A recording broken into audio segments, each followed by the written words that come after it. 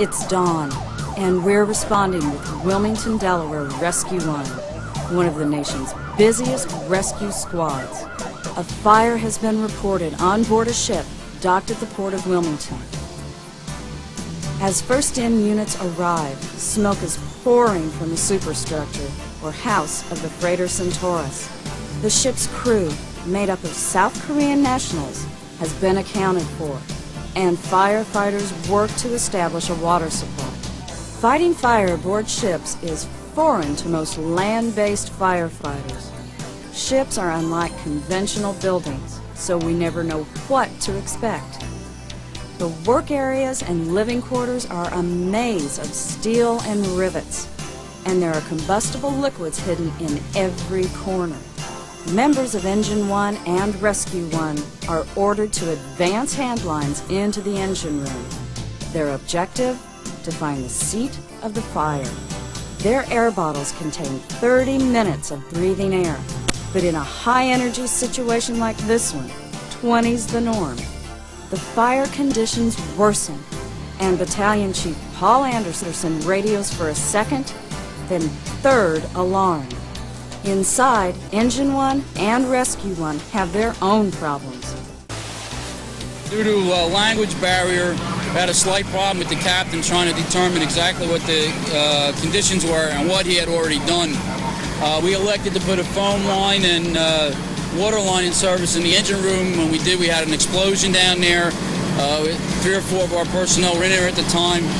Luckily, we managed to evacuate them all and take them all off the ship. 7 hours in, and the blaze is still going strong. We're not anywhere close to done yet.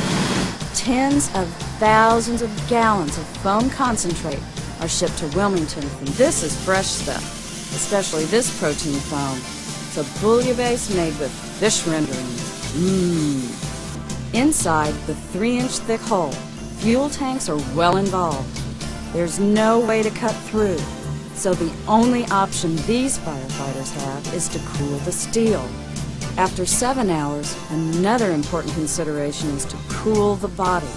Real firefighters drink Pepsi. As the fire spreads to the upper decks, land-based companies begin using elevated master streams. In the rear sector, the starboard side, out in the water, firefighters are pumping thousands of gallons of water from fireboats. In fact, the Centaurus has taken on so much water that it's beginning to list, or lean, to the port side. Marine engineers inform command that the ship may capsize. Fireboats are ordered to push back. If the ship needs to be abandoned, the quickest way off for fire rescue personnel is to jump into the drain. A Coast Guard launch is on constant standby to retrieve any jumpers from the water.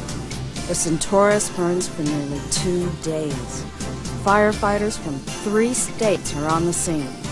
And for Chief Hulsenbeck, it's a fire he'd prefer to forget.